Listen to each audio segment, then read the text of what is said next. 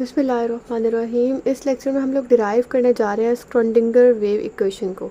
स्क्रोडिंगर्स wave equation जो है इसकी प्रॉपर कोई डेरिवेशन नहीं थी जब ये इक्वेशन जो है वो प्रेजेंट की गई थी, लेकिन फिर आहिस्ता आहिस्ता इसके कुछ फार्मूलाज को कंबाइन करके इसको इक्वेशन बनाने की कोशिश की गई। तो वो इक्वेशन हम लोग यानी कि डेरिवेशन ही कह सकते हैं, डेरिवेशन हम लोग पढ़ने जा रहे हैं। तो थोड़े स्टेप्स हैं, इनमें 2-3 इक्वेशन सिर्फ याद करने वाली हैं, बाकी आप लोगों ने जो है वो देखना है, वो खुद से सॉल्व होती जाएंगे। तो स्टार्ट करते हैं हम लोग। इक्वेशन स्टार्ट कहाँ से होती है? जब हम लोग एनर्जी की बात करते हैं। एंड टोटल एनर्जी जो होती है वो होती है kinetic energy plus potential energy. ठीक है, काइनेटिक एनर्जी और पोटेंशियल एनर्जी को ऐड करें तो टोटल एनर्जी बनती है। अब हम यहाँ पर वैल्यूज पुट करेंगे। E is equal to kinetic energy किसके इक्वल होती है? 1/2 mv² के। तो हमने यहाँ पर लिख दिया 1/2 mv² plus potential energy we के या वी नॉट के हम लोग कहते हैं, तो हमने यहाँ लिख दिया वी। ठीक है, ये हमारे पास बन गई। अब आपको पता है कि यहाँ पर हमने क्या कराना है, multiply and divided by M. जब हम इसको मल्टीप्लाई और डिवाइड करवाएंगे ना एम के साथ, तो क्या बन जाएगी equation? E is equal to 1/2 m² v² divide by M plus V. यहाँ पर मल्टीप्लाई या डिवाइड कराएंगे तो एक दूसरे को कट कर देंगे, इसलिए खाली वी बच जाएगा। अब हमें पता है कि जो होता है ना p is equal to M V होता है, मोमेंटम जो है वो एम वी के इक्वल होता है। तो p का स्क्वायर हो जाएगा m² और v का स्क्वायर। तो यहाँ पर m का स्क्वायर v का स्क्वायर था, इसको हम रिप्लेस कर देंगे p से। तो यह आ जाएगा e is equal to 1/2 p² divide by m plus v। एक इक्वेशन हमारे पास आ गई ये, और ये हमारी मेन इक्वेशन है, इक्वेशन नंबर ए। इसके अंदर अब हम लोगों ने क्या चेंजेस करने हैं? हमने यहाँ पर p की वैल्यू फाइंड आउट करनी है और e की वैल्यू फाइंड आउट करनी है। जब हम e और p की वैल्यू फाइंड आउट करके इस इक्वेशन में पुट करेंगे तो हमारी स्क्रोडिंगर्स इक्वेशन जो है वो कंप्लीट हो जाएगी।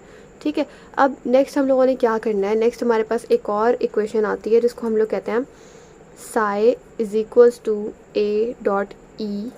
ई की पावर है माइनस आयोटा, साथ में हमारे पास आ जाता है WT माइनस KX। ठीक है, ये आता है हमारे पास। यहाँ पर ये किस तरह से आया, इसमें आप लोग देखेंगे कि जब भी कोई पार्टिकल मूव कर रहा होता है, हम यहाँ पर इलेक्ट्रॉन की बात कर रहे हैं कि जब एक इलेक्ट्रॉन मूव करता है हम कहते हैं उसके साथ एक वेव भी होती है, यानी कि पार्टिकल और वेव दोनों नेचर्स होती हैं। तो जब कोई फोटोन या कोई इलेक्ट्रॉन मूव करता है तो उसके साथ कोई ना कोई वेव भी होती है। तो जब वो वेव या जो इलेक्ट्रॉन है, वो पार्टिकल जो मूव कर रहा है फ्रीली इन पॉजिटिव डायरेक्शन, तो उसमें हम लोग जो उसकी वेव इक्वेशन है वो इस तरह से फाइंड आउट करते हैं। वेव इक्वेशन पता है ना आपको, साई से हम लोग डिनोट करते हैं, इसको हम कहते हैं साई। साई से हम लोग डिनोट करते हैं वेव फंक्शन को। ये है wave function is equals to A stands for amplitude, E stands for the phase और एंगल ऑफ वेव। ठीक है, इसके बाद ये जो आयोटा है हमारे पास, ये एक इमेजिनरी नंबर होता है। उसके बाद हमारे पास है ओमेगा। ओमेगा आप लोगों को पता है, हम लोग एंगुलर मोमेंटम को कहते हैं ओमेगा। उसके बाद हमारे पास है T. T stands for time. के जो है के डिनोट कर रहा है हमारे पास प्रोपागेशन को, यानी जो मूवमेंट हो रही है, जो मूव कर रही है वेव, ये जो वेव है ना ये मूव करती है, इसको हम कहते हैं वेव का प्रोपागेशन होना, वेव का प्रोपागेट करना। एक्स जो है हमारे पास, ये हमारे पास है पोजीशन। तो ये हमारे पास पूरी इक्वेशन की चीज़ें आ गई कि क्या क्या चीज़ें हैं। अब इसमें आप लोगों ने क्या करना है, इस इक्वेशन में आपने ओमेगा की और के की वैल्यूज़ पुट करनी है। ठीक है, ओमेगा जिसको हम कहते हैं एंगुलर मोमेंटम, ओमेगा इक्वल होता है 2πf के। ठीक है, और f की वैल्यू क्या होती है? E is equal to HF होता है ना, तो f की वैल्यू क्या होती है? E is equal E over H। तो यहाँ पर हम f की वैल्यू पुट करेंगे तो ये जगह W is equal to 2π E divided by H। ये वैल्यू आ गई ओमेगा की। उसके बाद हमने निकालनी है के की वैल्यू। के की वैल्यू हमारे पास होती है 2π डिवाइडेड बाय लैम्डा। ठीक है, और लैम्डा हमारे पास जो है वो डी ब्रॉगली ने जो इक्वेशन दी थी उससे हमारे पास लैम्डा की क्या वैल्यू आती है? Lambda is equals to P divided by H।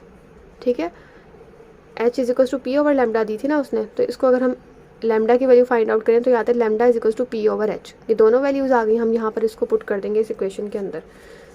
ये जब हम पुट करेंगे मेरे पास psi is equals to A dot E minus iota. Omega की जगह पर क्या आ जाएगा? 2π E डिवाइडेड बाय H, और साथ में क्या आ जाएगा? T। ठीक है, और माइनस के की वैल्यू क्या आ जाएगी हमारे पास? लैम्डा की जगह पर हम ये लगाएंगे तो आ जाएगा 2π P ओवर H। ठीक है, यहाँ तक सॉल्व हो गया। उसके बाद हमारे पास क्या आएगा? ये साथ में हम लगा देंगे x पोजीशन वाला। ये पूरा, ये सारा पावर में आएगा, ठीक है। ये पूरी वैल्यू जो है ये इसकी पावर है ई की। ई यानी क्या है, फेस या फिर कोई एंगल। उसके बाद नेक्स्ट हमने क्या करना है, ये वैल्यूज़ हमारे पास आ गई, इसमें से जो चीज़ें कॉमन आ रही हैं उनको हम बाहर निकाल लेंगे। क्या क्या चीज़ें कॉमन आ रही हैं, psi is equal to A dot E minus iota. Minus iota के साथ क्या आ रहा है, 2 पाई कॉमन है, 2 पाई ले लिया, और साथ में नीचे एच कॉमन है, एच ले लिया, ठीक है। अब अंदर क्या बचता है, ये सारा पावर में है, ई की पावर है ये, तो यहाँ पर बचेगा ई टी माइनस पी एक्स। ये बहुत इंपॉर्टेंट इक्वेशन है एक हमारी। किस तरह से इक्वेशन है, ये मोस्टली जगह पर यूज़ होगी। कैसे यूज़ होगी हम आगे देखेंगे। अब हमने क्या करना है, सिर्फ एक स्टेप हमारा रह गया, और वो एक स्टेप क्या है कि हमें पता है कि जो एच बार होता है ये होता है एच ओवर 2 पाई के इक्वल।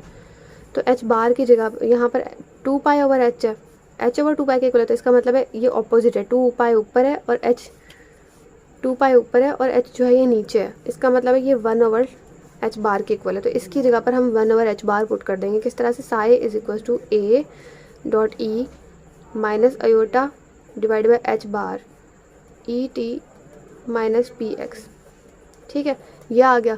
उसके बाद अब हमने जो है ना सिंपली अब हम इसका जो है वो डिफरेंशियल लेंगे। एक बार हम लेंगे विद रिस्पेक्ट टू टाइम और 2 बार हम लेंगे विद रिस्पेक्ट टू पोजीशन। तो हमारे पास पी और ई जिनकी वैल्यूज़ हम फाइंड आउट करें वो हमारे पास आ जाएंगे। उनको हम पुट करेंगे अपनी मेजर इक्वेशन में जो हमारे पास थी ये वाली, और हमारे पास स्क्रोडिंगर्स इक्वेशन आ जाएगी। अब हम लेंगे डिफरेंशियल। पहले हम लेते हैं विद रिस्पेक्ट टू पोजीशन। जब हम बात करते हैं विद रिस्पेक्ट टू पोजीशन की तो हम डबल डिफरेंशियल लेते हैं, यानी 2 बार डिफरेंशियल लेंगे।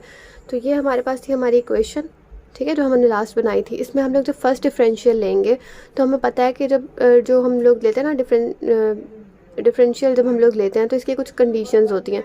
कंडीशंस में क्या होता है कि आपने जो है पोजीशन के लिहाज से लिया तो D psi over D x आ गया, डी ओवर डी एक्स लगाते हैं तो साथ साई आ गया, एक्स था क्योंकि हमने पोजीशन के लिए लिया, इक्वल किया, ये बाकी सारा फैक्टर वैसे ही। सिर्फ और सिर्फ चेंज कहाँ पर आया आपके लिए कि ए के बाद जिस चीज़ का हम डिफरेंशियल ले रहे हैं ना उसकी वैल्यू पीछे प्रेजेंट होनी चाहिए। तो हमने यहाँ पर जो है वो पी एक्स का डिफरेंशियल ले रहे हैं, यानी पोजीशन का ले रहे हैं, तो क्या होगा पी और ये वाला अयोटा, ये iota P divided by H, ये जो है ये नीचे यहाँ पर लिखा हुआ होगा, ठीक है। बाकी ये पूरा का पूरा फैक्टर वैसे ही आ जाएगा। तो आपने ये वाला पोर्शन याद करना है कि हमने इसमें से यहाँ से अयोटा, इधर से पी और एच लिखना है यहाँ पर, ठीक है। ये इसका डिफरेंशियल हो जाएगा पहला। उसके बाद जब हम इसका इसी वैल्यू का दोबारा डिफरेंशियल लेंगे ना तो क्या हो जाएगा, डी का square Sai divide by D x का स्क्वायर इज इक्वल टू, ये वाला पूरा फैक्टर वैसे का वैसे आ जाएगा, सिर्फ ये जो हमने यहाँ पर वैल्यू न्यू इंसर्ट की थी इसका स्क्वायर ले लेंगे तो सेकंड डिफरेंशियल आ जाएगा, ठीक है। अब नेक्स्ट स्टेप में क्या हुआ है, कुछ भी नहीं हुआ। नेक्स्ट स्टेप में हम लोगों ने क्या किया, अयोटा का स्क्वायर था ना, ये स्क्वायर ओपन कर दिया सबका। अयोटा का स्क्वायर था तो अयोटा का स्क्वायर हमें पता है -1 होता है, यहाँ हमने लिख दिया -1। उसके बाद पी का स्क्वायर और एच बार का स्क्वायर, बाकी की पूरी वैल्यू वैसी ही आ गई। यहाँ तक सॉल्व हो गया। अब आपको पता है कि जो होता है ना, अभी हम लोगों ने जो पीछे वैल्यू निकाली थी ये वाली वैल्यू यहाँ पर दोबारा आ गई है, ठीक है। ये वाली वैल्यू और ये वाली वैल्यू सेम हो गई है ना, तो इसका इतना फैक्टर जो है वो साई के इक्वल है। तो इस फैक्टर को हटा के हम यहाँ पर साई लिख देंगे। कैसे लिखेंगे ये देखें, as factor this is equals to psi from equation C. हम लोग इसको साई पुट कर देंगे, ये हमारे पास आ गई इक्वेशन। इसको हम लोग जो है इस तरह से भी लिख सकते हैं, कैसे कि ये वाला एच बार जो है, एच बार का स्क्वायर जो है उस तरफ ले जाएंगे और इसके साथ माइनस भी ले जाएंगे, तो यहाँ पर क्या बचेगा, पी का square psi is equal to this factor. अब हम लोग क्या फाइंड आउट कर रहे थे, पी और ई की वैल्यू फाइंड आउट करनी थी, उसमें से पी की वैल्यू हमारे पास आ गई है, लेकिन पी की वैल्यू के साथ है साई। कोई बात नहीं, साई को आप इग्नोर करें फिलहाल, ये इसका हम आगे जाके हल निकालेंगे कि क्या करना है। पी की वैल्यू लेकिन हमारे पास आ गई है, जो कि किसके इक्वल आई है, डी का square Sai divide by D x का स्क्वायर और साथ में क्या है, एच बार का स्क्वायर। तो ये हमारे पास हो गई पहली वैल्यू जो हम फाइंड आउट कर रहे थे उसकी। अब हम करेंगे डिफरेंशियल, एक डिफरेंशियल लेंगे विद रिस्पेक्ट टू टाइम, ठीक है। जब हम टाइम के रिस्पेक्ट से लेंगे ना, टाइम के रिस्पेक्ट से लेंगे तो उसमें जो है हमारे पास एनर्जी की वैल्यू आ जाएगी, एनर्जी की, और ये वाली पी की वैल्यू हम पुट करेंगे इक्वेशन में, हमारी इक्वेशन बन जाएगी, ठीक है। तो यहाँ पर आप लोग देखें कि ये देखें, ये है differential with respect to time. जब हम टाइम के अकॉर्डिंग लेंगे ना तो ये आपके पास वही इक्वेशन आ गई जो हमारे पास पीछे थी।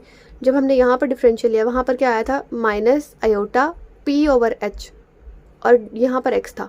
अब हम टाइम के रिस्पेक्ट से ले रहे हैं तो यहाँ पर टी आ गया, और यहाँ पर टी के साथ वाले फैक्टर्स यानी कि ई आ गया, आई ओवर एच के साथ, वहाँ पी था, यहाँ पर ई आ गया। बाकी पूरी की पूरी इक्वेशन वैसी की वैसी रही।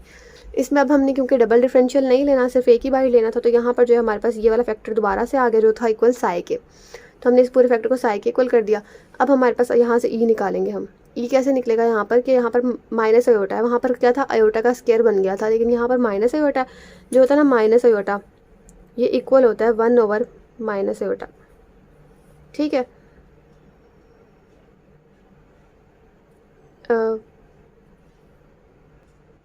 नहीं बल्कि सॉरी यहाँ पर इस ऐसा कोई सीन नहीं है, यहाँ पर जो है हम लोग लेकर गए ये ई को और साई को इधर रखा है, ये एच को उधर ले जाके मल्टीप्लाई कर दिया और ये माइनस आयोटा जो है डिवाइड हो गया जाके।